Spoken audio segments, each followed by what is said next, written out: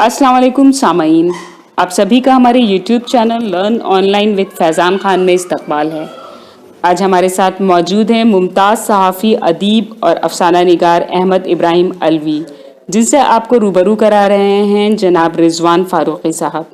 दोस्तों, आपसे गुजारिश है कि हमारे चैनल को सब्सक्राइब करें और बेल आइकन ज़रूर दबाएं ताकि अपलोड होने वाला हर वीडियो आप तक फ़ौरन पहुंच सके। बेहद शुक्रिया। नाजरीन, आज आपकी खिदमत में हाजिर हूँ एक ऐसी शख्सियत को लेके कि जिनकी शख्सियत किसी भी तरह मोहताज तारुफ नहीं है। और जब ऐसी शख्सियत के सामने मैं होता हूँ, लफ्ज़ गूंगे होते हैं, समातें बहरी होती हैं, तो मैं अपने ही चार मिसरे पढ़ता हूँ कि क्या कुछ किया इन्होंने बताना फजूल है, लफ्ज़ों के फूल इन पे चढ़ाना फजूल है, एक दास्तान तूल सुनाना फजूल है। लेकिन ये मिसरा काम का है जो मोहतरम अलवी साहब के लिए है कि खुर्शीद को चराग दिखाना फजूल है। अदबी दुनिया, सहाफ़ती दुनिया या शेरी दुनिया से वाक़फ़ियत के सिलसिले में जो शख्सियत आफ्ताब की हैसियत रखती है वो मोहतरम अहमद इब्राहिम अलवी साहब की है। उनका कलम हमेशा चलता रहा, वो घर में रहें, किसी अखबार में रहें, चलें या फिरें, कहीं हों, लेकिन उनका कलम चलता रहता है। जब उन्हें कुछ नहीं लिखना होता है किसी के लिए, तब भी वो रोज़ लिखते हैं, रोज़ फाड़ते हैं। मकसद ये नहीं होता है कि वो जो लिख रहे हैं उसको हल्का समझते हैं, बल्कि मकसद ये होता है कि वो मुतहर्रिक रहें, एक्टिव रहें, दुनिया को ये पैगाम देते हैं कि हर हाल में काम करते रहना चाहिए। नतीजे ये है कि जितना लोग पढ़ नहीं पाते उससे ज़्यादा उन्होंने लिख डाला। जितना उन्होंने लिखा है उसका अगर 25% भी पढ़ लिया जाए तो आदमी आलिम फाजिल बन सकता है। अहमद इब्राहिम अलवी साहब ने लंदन का सफ़र किया, पूरी दुनिया घूमे।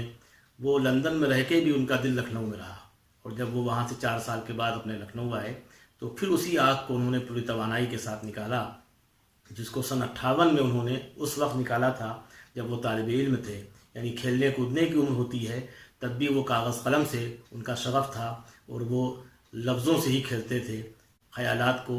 और बात वहाँ तक पहुँची कि अफसाने लिखे, नावलेट उन्होंने लिखे। अलवी साहब की तकरीबन 15 किताबें आ चुकी हैं और सब नायाब हैं। वो आसानी से दस्तयाब नहीं हैं।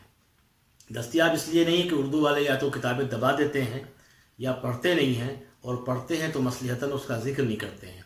अलवी साहब ने यह ताअत्तुल और जमूद के सिलसिले को फिर तोड़ा। लिखते वो हमेशा रहे, ताअत्तुल जमूद का मतलब ये नहीं है, लेकिन किताबें लाने के लिए वक्त चाहिए। लेकिन अखबार की ज़िंदगी बहुत मसरूफ़ ज़िंदगी होती है। तकरीबन 11 साल अलवी साहब अपने आग अखबार को 13 साल तक रोज़नामा, यानी वो जिसको सन 58 में उन्होंने वीकली और फोर्टनाइटली की शक्ल में निकाला था, घर घर वो ख़ुद पहुँचा दिया करते थे। और उस वक्त भी उसकी अहमियत थी। यानी प्रोफेसर शाम हुसैन, आल मसरूर और डॉक्टर शुजात अली संदीलवी जैसे लोगों ने उस अखबार को पसंद किया, अलवी साहब की सहाफ़त को, उनकी तहरीर को, उनके तर्ज ज़िंदगी को पसंद किया। और अगर अलवी साहब ने कुछ शख्सियात को आइडियल बनाया है तो यही 3 शख्सियात हैं, शाम हुसैन, आल मसरूर और डॉक्टर शुजात अली संदीलवी, जिनसे वो मुतासिर हैं, बहुत मुतासिर हैं, बहुत कुछ हासिल किया है और हमेशा उसका एतराफ़ करते हैं। वो एक ऐसे खानवादे में पैदा हुए, वो कभी नहीं कहते कि मैं किसी डिप्टी कलेक्टर का पोता हूँ, लेकिन ये कि मैं कैसे न कहूँ, वो डिप्टी कलेक्टर अमीर अहमद अलवी के पिसरज़ादे हैं। नाजिर काकोवी जो अपने वक्त के मोतबर और बहुत ही जय्यद अदीब थे, और उस वक्त का सबसे बड़ा जो लखनऊ का पर्चा था निगार, उसमें उनके तबसरे छपते थे। निगार उनके बारे में है, नियाज़ साहब के बारे में, कि पूरे पर्चे को खुद ही तैयार कर देते थे। लेकिन उनको भी अगर ज़रूरत किसी की पड़ी तो वो अमीर अहमद अलवी और नाजिर काकोवी थे। उसी खानवादे के चश्मो चराग हैं मोहतरम अहमद इब्राहिम अलवी। हम उनका इस्तकबाल करते हैं learn online with Faizan Khan में। इस बैनर तले आपका इस्तकबाल है और आपकी किताब के सिलसिले में अलवी साहब कुछ गुफ्तगू करना है कि अदबी हस्तियाँ और बस्तियाँ, ये जो आपकी किताब है इसमें तकरीबन 65 मज़ामीन हैं इसमें, और ऐसे मज़ामीन हैं जिन बहुत से नामों से मैं वाकिफ़ नहीं हूँ। कुछ ख़वातीन का जिक्र है कि रिवायती नाम बहुत से सामने आते थे, लेकिन वो नाम अलवी साहब ही बता सकते हैं। अलवी साहब बताएं इस किताब के लिखने का मकसद क्या था, क्या इसका बैकग्राउंड है, क्यों आपने ये किताब लिखी? देखिए, आपने गुफ्तगू इतने खूबसूरत पैराए में की है और इतना सब कुछ मेरे बारे में बता दिया कि मुझे सिवाय शर्मिंदगी के और कुछ नहीं मिल सकता। नहीं सर, मैं आपके बारे में कुछ नहीं कह सकता। बहुत ज़्यादा कहा गया, बहुत ज़्यादा। मैं आपको हकीकत ये है कि मैं बहुत ही कम इल्म आदमी हूँ और कोई ख़ास तजुर्बा नहीं, कोई ख़ास मेरी हैसियत नहीं, और ना हो सकती बजारी कि एक से एक दुनिया में पढ़े लिखे, एक से एक आलिम कादिर लोग हैं। इस किताब के ज़रिए ही मैंने दिखाने की कोशिश की है कि वो शख्सियतें جن کے نام سے آج ہماری نسل واقف نہیں ہو پا رہی، وہ اتنے عظیم تھے کہ آج ہم تصور نہیں کر سکتے. کیا آج کوئی عورت تصور کر سکتی ہے کہ وہ اس کا بیٹا جو ہے وہ لندن جا کے پڑھ لے؟ جی. اس وقت جب کہ وہ بیوہ تھیں، محمد علی جوہر کی والدہ بیوہ تھیں، جی. اور گھر میں کچھ نہیں تھا، قرض دار ان کے شوہر چھوڑ کے مرے تھے، اور پورا خاندان ان کے مخالف تھا جی.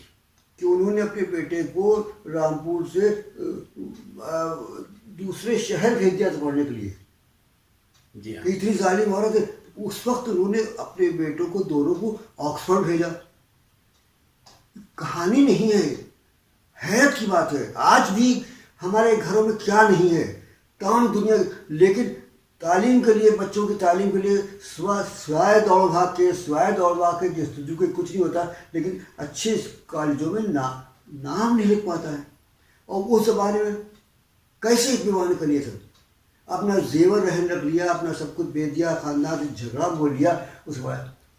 اور اس کا اتنا بڑا آدمی پیدا کیا کہ انگریز نے کسی کو یہ نہیں مانا آج تک کہ کسی کو انگریزی آتی ہے. جی. محمد علی جوہر کی حالت تھی کہ صاحب انگریز جان دیتا تھا ان کے پر، کہ جہاں ان کا نام آیا وہ احترام میں کھڑا جاتا تھا. وہ کم پڑھے لکھے لوگ جو تہذیب یا مہذب قوم تھی، تو ان کے علم کی تو یہ حالت تھی کہ ان کا پرچہ تھا، اس کا نام تھا کامریڈ. وہ بین تھا، برٹش حکومت تھی، بین تھا، اور وائسرائے کی بیوی سے بلیک سے ملاقات ہوتی تھی. کیا رائٹنگ ہے محمد علی کی. تو اتنے قابل لوگ اس وقت. آج ہم سب کچھ کرنے بعد علم سے بہرا ہے ہمارے بچے. کتابیں اچھی ہیں، ڈریس اچھا ہے، سب کچھ ہے، جا رہے ہیں، سب کچھ ٹوٹی پھوٹی منہ چڑھا کر کے انگریزی بول لیتے ہیں.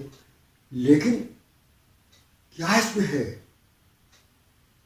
ایک مضمون کے بارے میں آج کوئی بچہ بات نہیں کر پاتا ہے کہ اسے وہ یہ تم نے جو پڑھا اس کا مقصد کیا ہے؟ کچھ نہیں.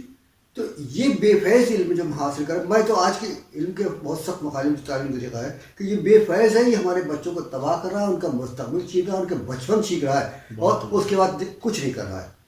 کچھ نہیں. ہم اپنے گھروں میں دیکھتے رہتے ہیں، لاکھوں روپے میں ایڈمیشن ہو رہا ہے. ہم نے کہا ان کو تو انعام دینا چاہیے اسکولوں کو.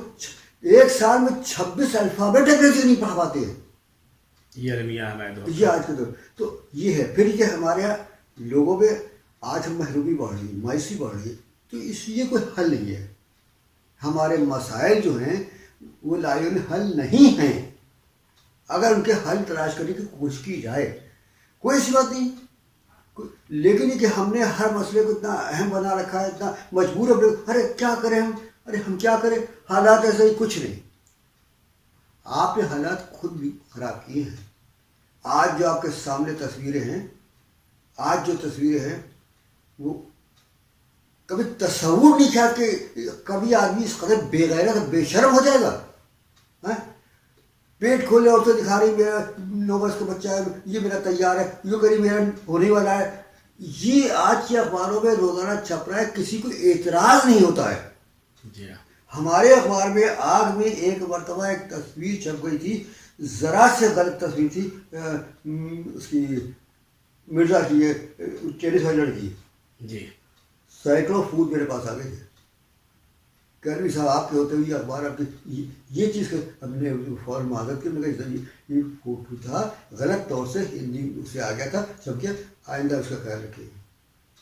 آج وہ بھی ختم ہو چکا ہے. ہمارے کیا چھپ رہا ہے اخباروں میں؟ کوئی کسی کو اعتراض ہی نہیں. کچھ آپ لکھ دیجیے. تو کہاں سے شرم و حیا چلی گئی، احساس چلا گیا، ہمدردی جذبہ. ہم انسان رہ ہی نہیں پا رہے ہیں تو ہماری انسانیت کی بات کیوں کر رہے ہیں؟ علم کا مقصد یہ ہوتا ہے کہ آدمی انسان بنے. انسان ہوتا ہے جو دوسرے کو درد ہو. بے شک. ہم کچھ نہیں سمجھ رہے. تو ان کتاب میں اور جس میں جتنے مضامین ہیں ان شخصیتوں کو نمایاں کرنے کی کوشش کی ہے جن کو آج ہر طرح بھلا دینے کی کوشش کی جا رہی ہے. کیوں؟ آج جس آدمی کا میں ذکر کر رہا ہوں انگریزی کی، اس کو اس لیے بھلانے کی کوشش ہے کہ آج لوگ اپنے بہت قابل سمجھ کر ہم انگریزی کے بہت بڑے آدمی ہیں یہ ثابت کر رہے ہیں. کرسچن کو اس لیے بھلانے کی کوشش کی جا رہی ہے کہ آج ہمارے جو چٹفنجیا ادیب ہیں ان کو بڑا ادیب بنا سکے گا. قصدن کوششیں ہو رہی ہیں. کیا کرسچن کو آپ بھولیں گے؟ کیا بیوقوفی کی بات ہے. ہمارے اقبال کو غالب کو کیسے انداز کر دے گا، لیکن وہ چھوٹے تھے، وہ چھوٹے تھے، ہم بہت بڑے شاعر ہیں. ہماری فکر جو یہ طریقہ جو فکر ہے یہی غلط ہے. الوی صاحب آپ نے جہاں اس میں قداور شخصیات کا ذکر کیا ہے، سجاد ظہیر وغیرہ کا، حیات اللہ انصاری صاحب کا، ڈاکٹر شجاعت صاحب کا، اور بڑے لوگ ہیں، وہ تو ہونا چاہیے، لیکن آپ نے حیرت یہ کر دی کہ آپ نے ان فراموش کردہ اوراق کو بھی کھول دیا جن پہ گرد پڑی ہوئی تھی برسوں سے، 50 سال سے. ایسا شاعر جس کا نام ڈاکٹر تشنا عالمی تھا، جس نے یہ شعر کہہ کے چونکایا کہ ہٹو کاندھے سے آنسو پوچھ ڈالو، ہٹو کاندھے سے آنسو پوچھ ڈالو، وہ دیکھو ریل گاڑی آ رہی ہے، میں تم کو چھوڑ کر ہرگز نہ جاتا، غریبی مجھ کو لے کر جا رہی ہے. اب دیکھیے کیا بات کہہ دی، اس کو آپ نے نظر انداز کر دیا، کیونکہ اس شاعر نے اپنے کو پوز نہیں کیا، وہ بڑا بن کر کے سامنے آیا نہیں، وہ بڑے افسر کا بیٹا نہیں تھا، ہم اس کے رشتے دار بہت زیادہ نہیں تھے. آج ہم، آپ یقین جانیے میری بات پہ کہ 1970 کے بعد سے لوگ گروہ بند ہو کر کے ادب میں جاول ہوئے ہیں. بالکل درست کہا. ہم کو جب ہم کرسچن کو اہمیت نہیں دیں گے، کم کریں گے، تب ہماری اہمیت بڑھ جائے گی. غالب کو ہم شاعر نہیں مانیں گے تب ہماری اہمیت. تو یہ بچکانہ فکر جو ہے یہ بہت ہی ناقص فکر ہے. یہ آج کی تعلیم کی پیداوار کا ہے. ہم کو تھوڑا تھوڑی عزت مل جاتی، اسٹیج مل جاتا ہے، ہم کو لوگ بٹھا دیتے ہیں آ کر کے کہ صدر گڑھ ہو جائیے، یہ ہو جائیے، اخبار فوٹو چلتا. لیکن کئی دن وہی لوگ جو بھر کر آئے تھے کل 70 کے بعد سے، آج وہی غائب ہوتے جا رہے ہیں، غائب ہوتے جا رہے ہیں. اس لیے کچھ بات کہنے کے لیے کچھ تھا. مقصد ہماری تحریر کا اگر یہ ہے کہ مجھ کو ادیب سمجھا جائے، مجھے رتبہ ملے، مجھے منصب، تو تحریر بیکار ہے. محترم الوی صاحب آپ نے وہ اس پہ منور رانا صاحب پہ لکھا ہے، اور یہ اس وقت لکھا ہے، بہت پرانی بات ہے، اس لیے کہ اس میں کہیں نہ کہیں یہ لکھا ہے آپ نے کہ ابھی ان کی شاعری 4-5 برس کا سفر کیا ہے اور ان سے بہتر امیدیں ہیں. تو اس وقت منور رانا کیا رنگ ڈھنگ تھا؟ کیا اسی طرح کے پاپولر تھے یا بعد میں ہوئے؟ کچھ نہیں، کچھ نہیں. یہ والی یاسی صاحب کے شاگرد ہیں. بالکل کے شاگرد ہے. یہ آپ نے مضمون کس کے لکھا تھا؟ یہ وہاں سے گیا سے ایک پرچہ نکلتا تھا، سہیل، بہت بڑا پرچہ ہو. اچھا. تو اس کا منور رانا نمبر نکلا تھا. تو خود منور رانا نے، وہ تو بیٹھے تھے والی یاسی دکان پر، انہوں نے کئی مرتبہ کہا، والی نے کہا کہ بھائی ابراہیم بھائی، ہم دیکھیے ان کے بارے میں کچھ جانتے ہی نہیں ابھی تو میں ان کے بارے میں کچھ بتائیے، پڑھو. تو یہ اس طرح ایسے بس ادھر کچھ ایکٹنگ کی کرتے تھے، کچھ کئی چیزیں کرتے تھے. وہاں فلم سے آ رہے تھے، کلکتے سے آ رہے، کلکتے میں اسٹیج بھی ہوتا تھا، ڈرامہ سب کچھ کرتے تھے. نظامت شروع میں کرتے تھے. نظامت بعد میں اس کے بعد کی، پہلے تو ہی. تو آپ نے کہا اچھا کچھ دیجیے. تو انہوں نے اپنی منتخب نظمیں اور قضے سب کو لکھ کے والا دی. منورہ نے ہمارا رکھی ان کے ہاتھ میں. تو ہم نے اس کو پڑھا. تو اچھا ان کا بیچارے خط بہت اچھا تھا ایڈر کا، سہیل کا، بہت بڑا پرچہ. تو ہم نے پھر لکھ کر کے والی کہ آپ نے کہا یہ مضمون لے جائیے. ان کے استاد والی یاسی کی آپ کے مضامین ہیں اور کئی ہیں، ہر کتاب پہ لکھا آپ نے. ماجد لکھنوی لکھنؤ کا ایک اہم نام تھا جس نے ایک شعر کہہ کے چونکایا. مولانا ماجد صاحب دریابادی جو کہ بہت بڑے عالم تھے، اور بڑے لوگوں سے جب کوئی چھوٹی غلطی بھی ہوتی ہے تو وہ لوگوں کا قسمت سنوار دیتی ہے. یہی حال ہوا جناب ماجد لکھنوی کا کہ وہ یہ سمجھے کہ یہ مرحوم ہو گئے. انہوں نے اپنے اداریہ میں لکھ دیا کہ اللہ ان کو غریق رحمت کرے، یہ ایک ہی شعر ان کی بخشش کے لیے کافی ہوگا. لیکن مولانا کی وہ غلطی ان کے حق میں صحیح ثابت ہوئی، اور ماجد صاحب نے خط لکھا، بلکہ ایک نظم بھی لکھی کہ میں حیات ہوں اور فلاں خان وادے سے میرا تعلق ہے. تو مولانا ماجد چونکہ بڑے آدمی تھے، لہٰذا انہوں نے اعتذار نامہ لکھا نوٹ کے طور پہ کہ صاحب میں معذرت چاہتا ہوں اور یہ شاعر حیات ہے، لیکن آج بھی مجھے پھر بھی امید ہے کہ ان کی بخشش کا ذریعہ یہ شعر بنے گا. وہ شعر یوں تھا کہ محشر میں جو شیخ آئے تو اعمال ندارت، جس چیز کے جس مال کے تاجر تھے وہی مال ندارت. یہی پوری ملت کا آج بھی حال ہے. تو الوی صاحب آپ نے ماجد صاحب پہ بھی لکھا ہے اس میں، اور بہت حفیظ نعمانی صاحب پہ لکھا ہے آپ نے. پورے لکھنؤ کو آپ نے اس میں سمو دیا ہے. تو یہ تقریباً وہی مضامین ہیں، کوئی آپ نے ارادہ کر کے تو لکھے نہیں. جب جہاں جیسی ضرورت پڑی، کبھی اخبار میں لکھا، کبھی میگزین میں لکھا، کبھی نیا دور میں لکھا، کبھی دیگر. اچھا یہ کیا وجہ الوی صاحب کہ آپ عام پیشہ ور محرر یا لوگوں کی طرح لکھ کے بھیجتے نہیں کسی اخبار میں؟ آج تک اللہ شکر نہ کرے، ہمیشہ آج تک یعنی شمع تک میں، برٹس تک میں بھیجا نہیں میں نے کچھ. بس آپ نے جب کسی نے کہا، میں نے کہا، کسی نے کہا تو آپ نے لکھ دیا اس کے لیے. برٹس میں بمبئی گئے، بھوک ہڑتال کی، اردو نے سب کچھ کیا. تو وہاں پہ ملاقات پہ جا کے بیٹھنا ہم لوگ کا ہوتا تھا کہ ہندوستان دفتر میں یا برٹش کے دفتر میں. تو ان کا افسانہ تو ہم نے کر لکھ دیں گے. جی. تو برٹش کو کہیں افسانہ چاچا کو بہت بڑا پرچہ تھا, بہت اچھا پیمنٹ ہوتا تھا, سمجھا. تو بلکہ یہاں لکھنؤ آئے تو انہوں نے کہا انور ندیم نے کہ علوی صاحب والوں کچھ بہت زیادہ وہاں کو بمبئی کچھ کر کے آئے ہیں, تو اس کا سب میرے پاس کٹنگ رکھی. ایسے ہی دہلی میں ملاقات ہوئی ان سے, یوسف صاحب سے. بڑے لوگ تھے, بہت پڑھے لکھے لوگ تھے, بہت اعلیٰ میں. اشوکا میں کوئی ڈنر تھا, اندرا گاندھی نے دیا تھا. جی. تو اس میں وہ ٹہلتے آتے آتے دھیرے دھیرے میرے پاس آئے اور ان کے ساتھ ایک لڑکی تھی. تو کہیں گے علوی صاحب بات آپ نے کریں کہ یہ لڑکی جو ہے اتنی دیر سے مجھ سے بحث کر رہی ہے کہ صاحب یہ قیصر تمکین صاحب ہیں, اور میں کہہ رہا ہوں ابراہیم علوی ہے. سر آپ کو شباہت بہت ملتی ہے. تو کہنے کہ بھائی ان سے ایسا تھا, وہ لندن جاتے تو ان کے یہاں رہتے تھے, قیصر آتے یہاں سے, تو ان کا یہ آپ کی کیسے ہو گیا قیصر صاحب آئے ہوں گے بولے. تو ان کا نہیں میں اس سے بحث کر رہا ہوں, تو یہ کہتی نہیں ہے قیصر صاحب. تو آپس آیا میرا. جی. تو آپ کا قیام رہے, میں نے کہا تو ایک دن ہے کوئی, تو کہیں گے پھر ہو جائے کوئی. تو میں نے کہا ہو جائے آپ کرا دیں. جی. آپ نے انور ندیم صاحب کا ذکر کیا. قاری ناظرین میں بتاؤں آپ کو کہ انور ندیم صاحب نے میری کتاب تانا بانا فکروں پہ گفتگو مجھ پہ کرنا تھی, لیکن ہوتا ہی ہے کہ بڑے لوگوں کا ذکر کیے بغیر آدمی آگے نہیں بڑھ پاتا. وہ بڑے آدمی تھے.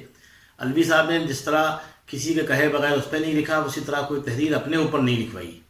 کوئی کہہ سکتا ہے کہ یہ ان کی ادا مشکل پسندی ہے, لیکن جو فنکار ہوتا ہے وہ ایسے ہی ہوتا ہے, وہ بے نیاز ہوتا ہے. تو میرا ایک شعر ہے کہ بے نیازی شرط ہے فنکار بننے کے لیے. بے شک بے شک. بے نیازی شرط ہے فنکار بننے کے لیے, پھر اسے کیوں سرخی اخبار ہونا چاہیے.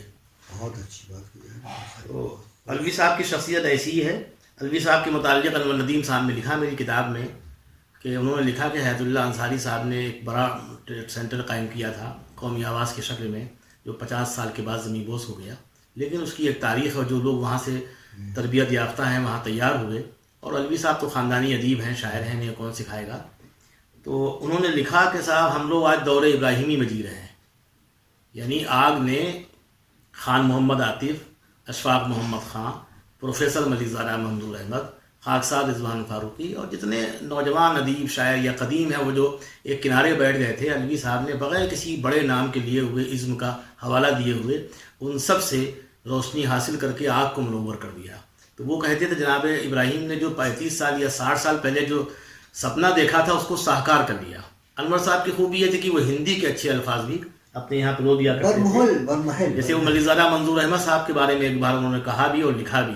انہوں نے کہا 40 سال سے ہمارے محترم ملک زادہ منظور احمد صاحب چھوٹے بڑے منچوں سے اردو والوں کو صرف تحسین کے رسولے پروس رہے ہیں. تو ظاہر سی بات نظامت ایسی چیز ہے, وہ جھوٹ کا فن ہے. اور ملک زادہ صاحب ان ناظمین میں تھے جو کوشش کرتے تھے کم جھوٹ بولا جائے, لیکن وہ حصہ ہے. علوی صاحب نے جو لکھا ہے کوشش کی ہے کہ سچ لکھا جائے.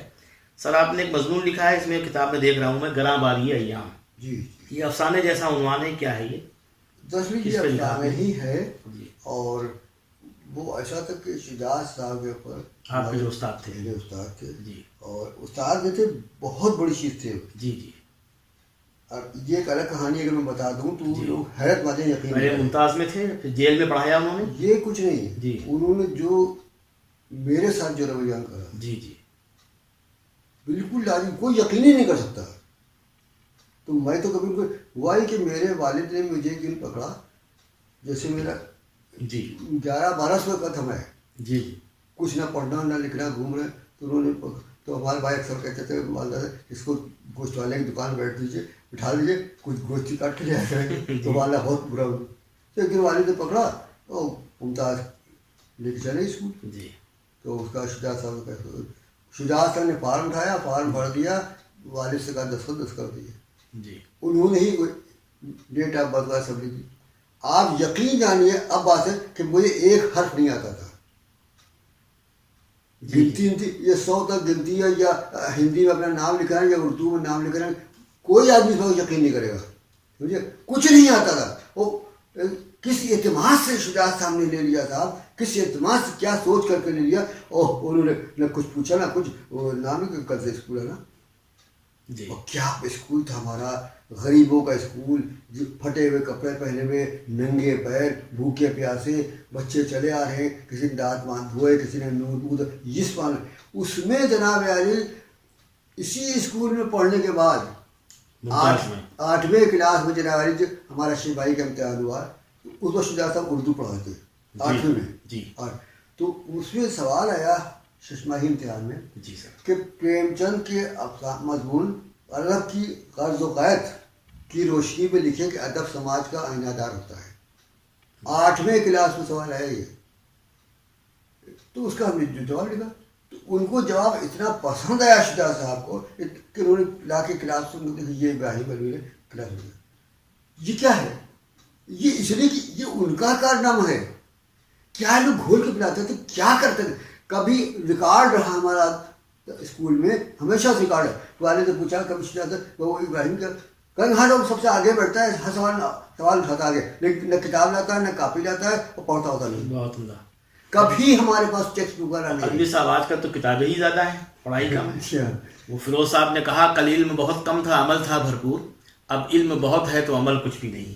آپ ہی کے ممتاز کے پڑھے ہوئے ہیں راز بھارتی صاحب، حاجی امتیاز علی راز بھارتی، اور انہوں نے بھی ایک شعر کہا کہ تعلیم ہے کہ بوجھ اٹھانے کی تربیت. بے شک بے شک. تعلیم ہے کہ بوجھ اٹھانے کی تربیت، معصوم ننھے کانھوں پہ یہ بار کس لیے. آپ کی بات کا یہی مقصد تھا. تو سر اس میں آپ نے نور حسن ہاشمی صاحب پروفیسر تھے، ناطق تھے، بڑی چیز تھے، ان کے بارے میں لکھا ہے. لیکن کمال یہ ہے کہ انہوں نے بھی آپ کے متعلق آج نہیں بلکہ سن 69 میں جب میں پیدا نہیں ہوا تھا تب مضمون لکھا ہے آپ کے بارے میں، اور وہ آپ سے بہت ہی مطمئن تھے، خوش تھے اس وقت میں. تو آپ اس وقت بھی افسانے اور یہ سب ناول وغیرہ لکھ رہے تھے برابر. اب آپ دیکھیے یہ اتنے بڑے آدمی تھے، ان کے بارے میں آپ بتائیں. جی ہاشمی صاحب بڑے بڑے لکھنے والوں کے سب سے پہلے تحریر دیکھتے تھے. جی کیجیے کیسے لکھیے، کریے کیسے لکھیے، کہاں یہ تک بہت اس معاملے مشہور تھے، اور بہت ہی سمجھیے نمبر دینے میں خصیص سمجھے جاتے تھے. جی جی سیدھے وہ بات بہت کم فن تھے، وہ سمجھ رہے تھے. کبھی کسی کے بارے میں اس طرح کی تو بات انہوں نے لکھی ہی نہیں. جی جی. تو یہ پتہ نہیں کیسے میرے پاس رہتا ہے. ایک ہمارے دوست تھے، نہیں آپ پہ باقاعدہ انہوں نے تحریر لکھی، تو بہت اہم بات ہے. باقاعدہ کیا تھی کہ کتاب ہے، تو انہوں نے یہ دیکھا یہ ہاشمی صاحب نے کہا ارے علی صاحب یہ کیا چیز ہے. ارے ہم نے کہا ان کی محبت ہے، کیا ہوتا ہے کیسے لوگ آدمیوں سے متاثر ہو جاتے ہیں. جی تو کیوں انہوں نے لکھا، یہ تحریر کیا مقصد تھا. اور اس زمانے میں وہ اس وقت ایک کتاب ہماری چھپائی تھی ماضیہ مصطفیٰ، اس کا انہوں نے حوالہ دیا. تو ایک لفظ پکڑنے والے آدمی نے یہ لکھا ہے تو عظمت تو اس کی ہے. جی جی. اور اس کے بعد سر جب میں علی گڑھ چلا گیا، اس کا ایڈیٹر ہو گیا تب بھی ان کا خط آیا میرے پاس. کسی بھی نہیں لوگ لکھتے تھے کبھی کسی. یہ ہے مجھے یہی فخر حاصل ہے، مجھے ایسے لوگ کی محبت حاصل ہے جن کے لوگ ترستے رہے. اب آپ بتائیے کہ اتفاقیہ ملاقات ہوئی، مولانا ہوئی، اتفاقیہ ہوئی، کوئی وہ بھی کوئی تصور صرف ہفتے ہی ہفتے. ایسے حیات اللہ انصاری صاحب، دنیا ان کے بارے میں پتہ نہیں کیا کیا کہے گی، لیکن یہ کہ حقیقت ہی اتنا بڑا آدمی اردو پیدا نہیں ہوا. ہم لوگ قدر نہیں کرتے اپنے بڑے لوگ جن کو، کہ اتنا بڑا آدمی جو 3 ٹرم MP رہا، راجیہ سبھا کا رہا، اس نے ایک گھر اپنا نہیں بنایا. جی وہ کچھ جائیداد چھوڑ کر نہیں مرے.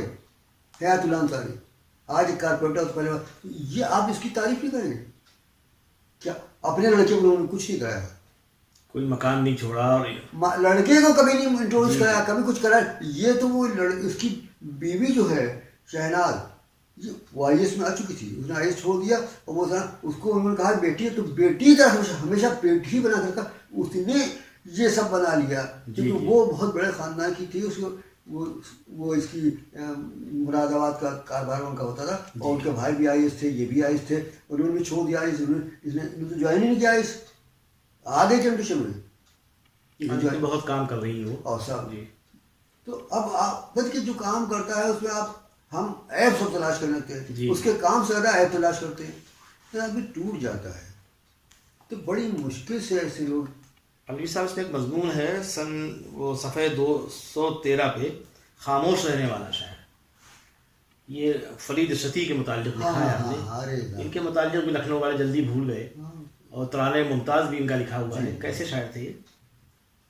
بہت اچھے شاعر تھے، بہت سنجیدہ. ان کے والد خوشنویس بھی تھے، بہت مشہور آدمی تھے. یہ لوگ فارسی کے آدمی تھے اس میں. جی. تو ایران کے جب یہ لکھنؤ آئے تھے، یہ شہنشاہ لکھنؤ آئے تھے، تو ان کا استعمال جیسا ہوا تھا تو گورنمنٹ نے انہی سے لکھوایا تھا وہ استعمال ہم سے، فرید صاحب ان کے والد سے، ان کے والد سے بھی. تو بہت اچھے فارسی بہت اچھا. تو یہ اس زمانے کے پڑھے لکھے آدمی تھے اور بس خاموش رہتے، لیکن جب یہ پڑھ دیتے تھے یعنی ترقی کرتے دو کو جانتے ہوئے ہم لوگ کھینچ کے لے گئے اس میں جنہوں نے اپنی نظمیں پڑھا دی تو لوگ حیرت آ رہے یہ آدمی ہم نے اس کو پہچانا نہیں. ہم نے آپ کے ترقی ادب کی نشستوں میں اکثر آپ کے جو گھر میں نشستیں ہوتی تھیں بہت اہم لوگ آتے تھے. ہم نے تو حیدر طباطبائی کو بھی اسی میں دیکھا، ان سے زیادہ بڑے لوگوں کو احمد وسیع وغیرہ بھی آتے رہے بامبے سے، اور جو بھی آیا بڑے سے بڑا آدمی رافع رسول وغیرہ سب کو آپ نے گھر پہ اپنے استقبال کیا اور ان کے لیے بڑے بڑے پروگرام کیے. آپ سے مخاطب تھے محترم احمد ابراہیم علوی صاحب. بہت سی گفتگو ہو سکتی ہے، کئی دن تک ہو سکتی ہے، لیکن آپ کو بھی دنیا کے پاس آج کل وقت کم ہے. کم وقت میں جو باتیں گھر تک پہنچا دی جاتی ہیں وہ زیادہ اہم ہوتی ہیں. یہی کام ہے آج ہمارے الیکٹرانک میڈیا کا. ہم پھر انشاءاللہ احمد ابراہیم علوی صاحب کے حضور آئیں گے، ان سے بہت کچھ ایسی باتیں معلوم کریں گے جو دنیا کے لیے مفید ہوں گی. خدا حافظ. شکریہ. شکریہ.